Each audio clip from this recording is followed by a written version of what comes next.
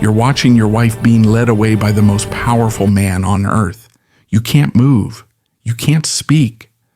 Around you, 50 other senators sit frozen, their wine cups trembling in their hands. Some are praying she'll return.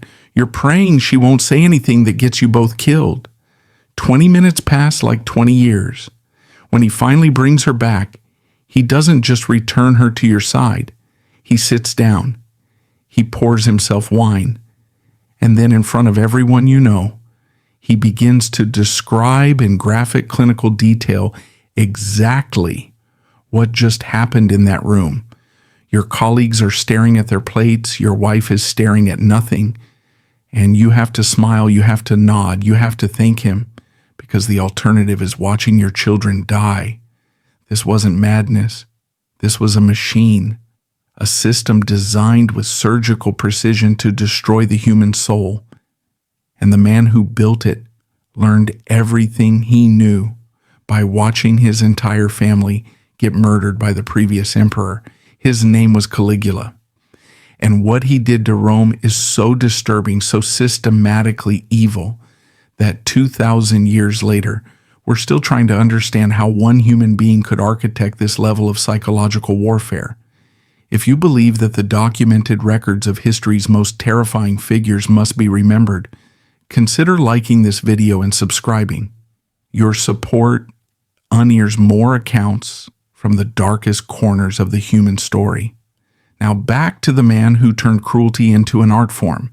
Stay with me, because what you're about to hear gets worse, much worse. And the most terrifying part isn't what he did, it's that the system he built outlived him.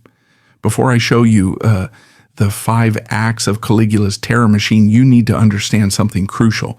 He wasn't born evil, he was manufactured. And the process started when he was 7 years old. Picture this. The year is 14A. A little boy, maybe 6 or 7, is running through a Roman military camp. He's wearing a miniature legionnaire uniform, complete with tiny armor and little red boots. The soldiers, battle-hardened men who've conquered half the known world, are laughing, picking him up, tossing him in the air. They call him Caligula, Little Boots. He's the son of Germanicus, Rome's greatest general since Julius Caesar himself. The soldiers worship his father and they adore this kid. He's their mascot, their good luck charm.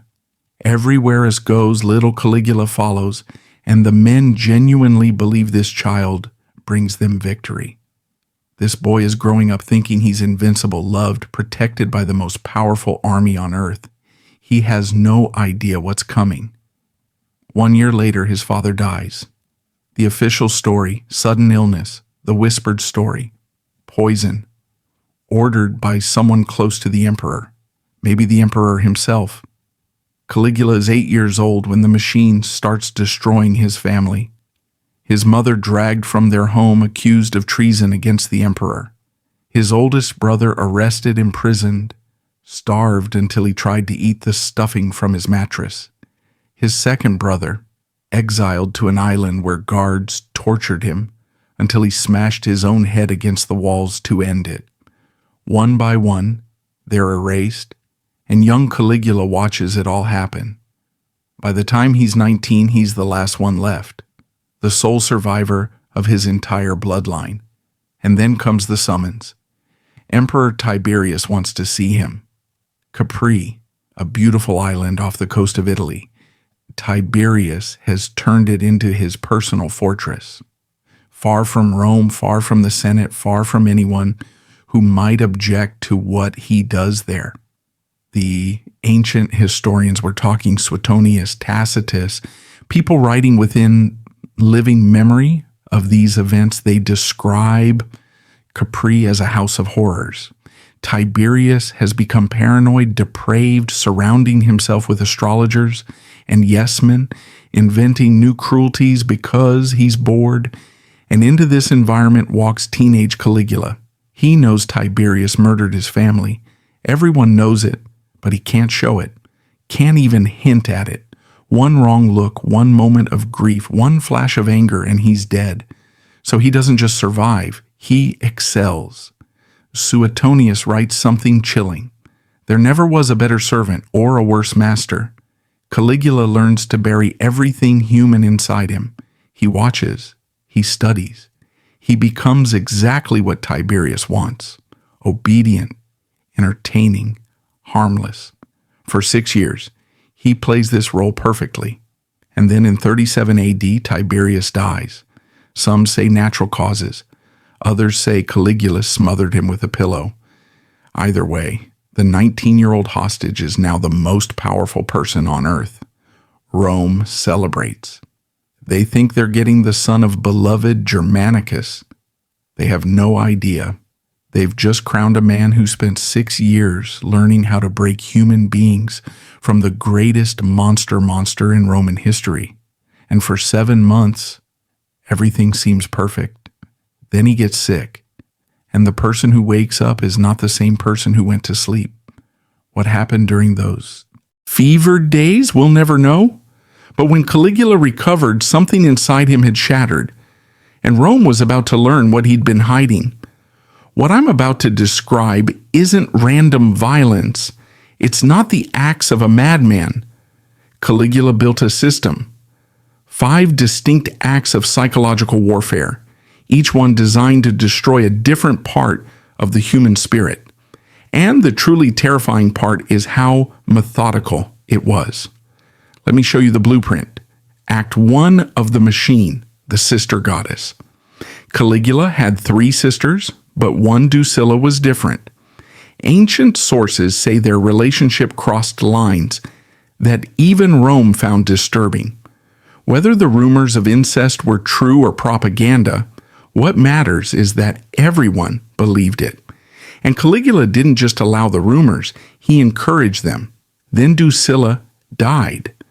What happened next reveals the core of Caligula's system, taking his personal pain and forcing an entire empire to experience it. He doesn't just mourn, he weaponizes mourning. First, he has the Senate declare Drusilla a goddess, not metaphorically, officially. There are now temples to his dead sister, where Romans are required to worship. Then, he declares a period of mourning, and here's where it becomes monstrous. It is now a capital crime to laugh. It is now a capital crime to bathe. It is now a capital crime to have dinner with your family. Read that again. For weeks, maybe months. If you're caught smiling, you can be executed. Imagine living like that. Your child tells a joke at breakfast. Do you laugh? Do you discipline them for being a child? Every moment of joy becomes a potential death sentence. He's making Rome feel his pain. Whether they want to or not, he's learning he can legislate emotion, criminalize happiness, make his inner world everyone's reality. And once he realizes he can control how people feel, he starts experimenting with what else he can take from them. Act 2 of the machine, the imperial brothel. This next part is so disturbing that historians still debate whether it actually happened or was later propaganda. But here's what the ancient sources claim. Caligula establishes a brothel inside the imperial palace, not for himself, for the public, as a business. And it's not staffed by common prostitutes. It's staffed by the sons and daughters of Rome's noble families, the aristocracy, the senators, the people who rule provinces and command legions. He has heralds go into the streets to announce the prices, different rates for married women versus unmarried, special rates for virgins from senatorial families. And here's the detail that makes it so specifically cruel. He allegedly kept ledgers, detailed records, names, dates, transactions, the bureaucratic accounting of human degradation. Think about what this does psychologically. If you're a Roman nobleman, your entire identity is built on family honor. Your lineage goes back centuries. Your name means something, and now your daughter is being advertised in the streets like livestock, and there's a ledger with her name in it. And you can do absolutely nothing about it because the alternative is execution. He's not just taking their bodies. He's taking the one thing Roman aristocracy valued more than life itself: their reputation, their legacy, their name. But he's still not done, because he realizes something. Public humiliation is powerful, but there's something even more devastating: private humiliation with public witnesses. Act 3 of The Machine, the banquet of predation. Picture this scene again, because now you understand the context. You're at an imperial banquet. You're sitting with your wife. Around you are 50, maybe 100 other senators with their wives. Everyone's drinking wine that tastes like fear. Caligula stands. Everyone goes silent. He walks slowly between the tables, looking at the women. His eyes are clinical, evaluative. He's choosing. He stops at your table. He looks at your wife. He inspects her the way you'd inspect a horse you're thinking of buying, checking her teeth, her hair, the shape of her body. He doesn't ask permission, doesn't even acknowledge you exist. He just takes her hand and leads her away. You sit there. The man next to you is staring into his wine. Everyone is pretending this isn't happening, because everyone knows if you stand up, if you object, if you show any emotion at all, you won't leave this room alive, and neither will she, and neither will your children. So you sit, you drink, you wait. 20 minutes, 30. The conversation around you is forced, brittle. Someone makes a joke and it dies in the air. Finally, he brings her back. She sits down. She won't look at you. And then he sits down too. He doesn't leave. He stays. And in front of everyone, your friends, your colleagues, your rivals, he begins to describe what just happened in detail. Clinical graphic detail. He's rating her performance, comparing her to other senators' wives, making jokes, and you have to smile. You have to laugh at his jokes. You have to nod like this is all perfectly normal, perfectly fine. He's not just violating your wife, he's destroying you. Everything that makes you a man in Roman society, your ability to protect your family, your authority, your dignity, he's taking it in front of everyone who matters. And tomorrow, you have to come back. You have to smile at these same people. You have to pretend it never happened, while everyone knows exactly what happened. This is the genius of the machine. He's not just destroying individuals. He's destroying the social fabric itself, making everyone complicit, making everyone a witness to everyone else's degradation. But we're only at Act 3. And what comes next is so much worse that modern psychologists have studied it as a case study in systematic psychological torture. Because Caligula realizes there's one bond even stronger than marriage, the bond between parent and child. This is Act 4 of The Machine, the grieving father.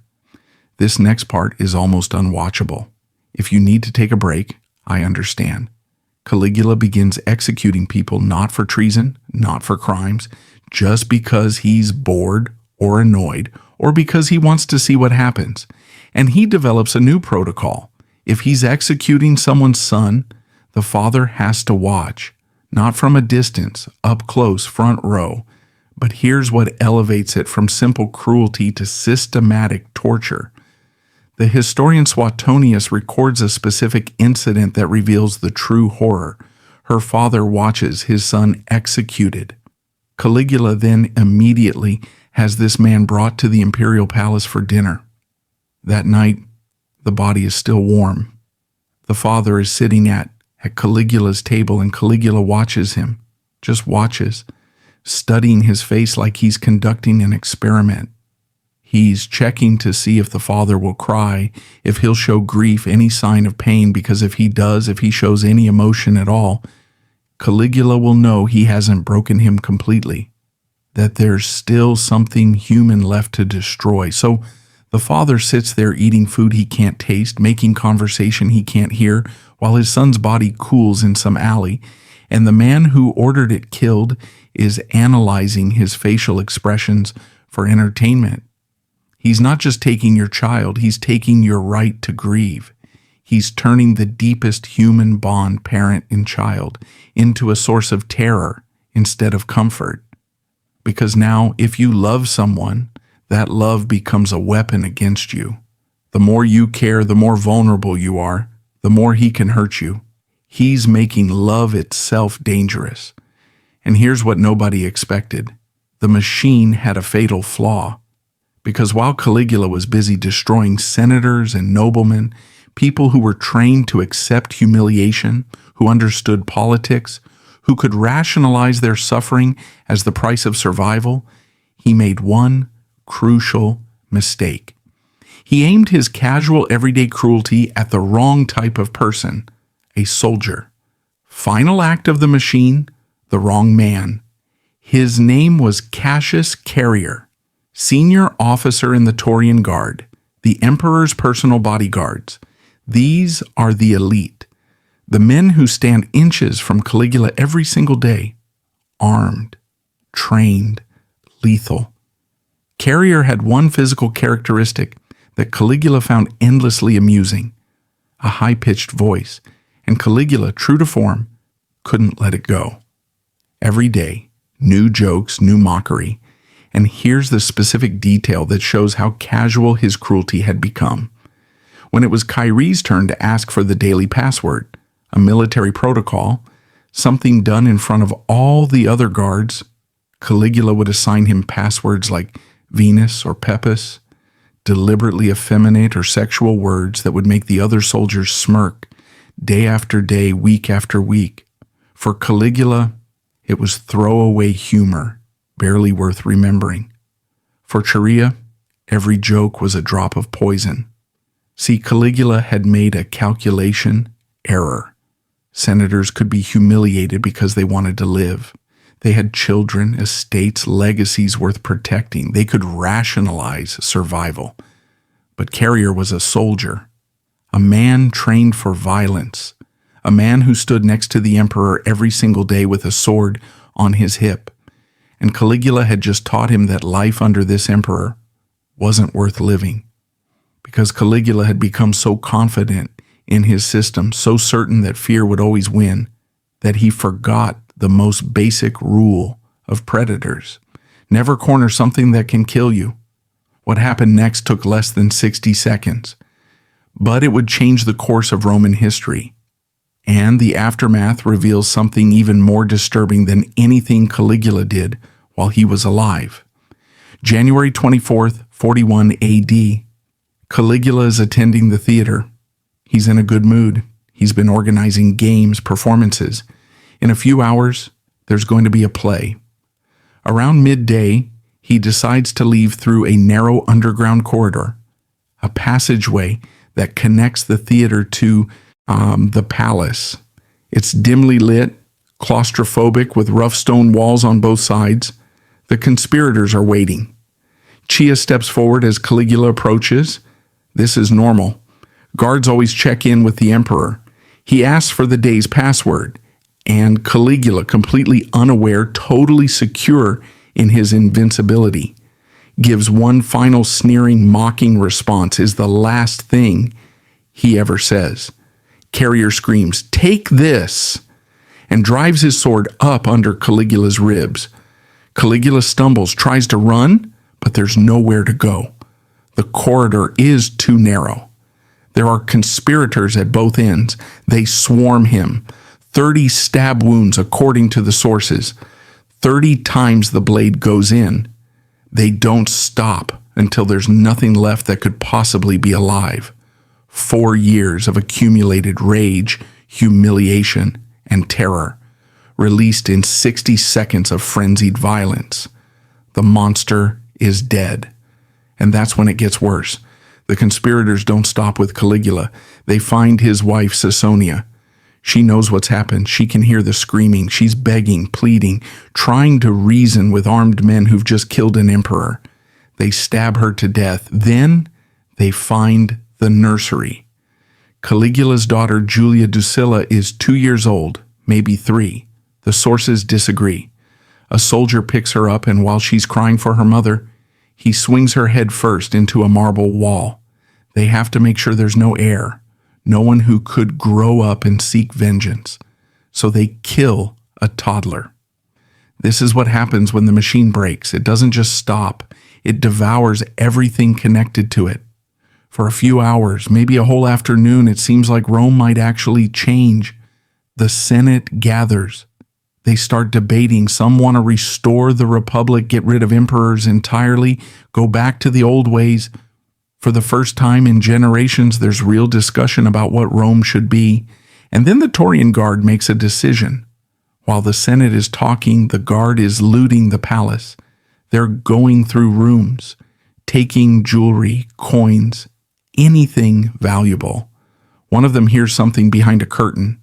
He pulls it back and finds a man hiding there, trembling, middle-aged, with a stutter and a limp. Claudius, Caligula's uncle. The family embarrassment. Everyone thought he was harmless, probably brain damage from childhood illness. The guard looks at him and he doesn't see a harmless fool. He sees a new emperor. The Taurians carry Claudius on their shoulders to their camp. They proclaim him emperor. And while the Senate is still debating the future of the Republic, the army has already decided. The system survived. Here's what haunts me about this story. Caligula ruled for less than 4 years. 4 years. In the scope of Roman history, that's nothing. A blip, a footnote. And yet 2,000 years later, we're still talking about him. Why? Because Caligula proved something terrifying about power. He showed that the entire machinery of a state, its laws, its military, its economy, its bureaucracy, can be turned into instruments of personal psychological warfare. He didn't work outside the system. He made the system his weapon. The ledgers in the imperial brothel, that's bureaucracy doing its job. The forced mourning for Drusilla, that's law enforcement doing its job. The banquets where he violated senators' wives, that's imperial hospitality doing its job. Every atrocity he committed was technically legal because he was the law. And when he died, the system didn't die with him. It just found a new operator. That's the real horror. Not that one man was a monster, but that the machine he built kept running without him. Look at what came after. Nero burning Rome and blaming Christians. Domitian executing people for looking at him wrong. Commodus forcing senators to watch him fight as a gladiator in the arena. Elagabalus doing things so disturbing, I literally cannot describe them on this platform. The blueprint remained. The machine kept evolving because Caligula revealed a truth about power that Rome could never unlearn. When one person controls everything, the military, the law, the economy, the culture, there's no mechanism to stop them. No checks, no balances, nothing but waiting for them to die or be killed. And even then, the system just finds someone new. Sunius wrote that Caligula was the best of servants and the worst of masters. He learned tyranny by pretending to be the perfect subject. He studied under Tiberius, watched how a monster operates, learned every technique, every psychological tool, and then he perfected it. That's the warning, the real lesson. The greatest threats don't announce themselves, they learn, they adapt. They wear the mask of loyalty until they don't need it anymore. There's one more thing. After Claudius became emperor, he had most of Caligula's records destroyed. The ledgers, the correspondence, the documents burned. The official histories we have are written by men like Suonius and Tacitus, writing decades later, working from memories and rumors and surviving fragments. Which means what I just told you. The 5 acts, the systematic terror, the machine, that's just what survived the purge. Imagine what we lost. Imagine what was so disturbing that even in an empire that crucified thousands and fed people to lions, they decided it needed to be erased from history. Caligula ruled for 3 years, 9 months, and 8 days. In that time, he built a machine that showed every future tyrant exactly how to break human beings systematically, psychologically, completely. And the blueprint never disappeared. It's still out there, which leaves us with one final question.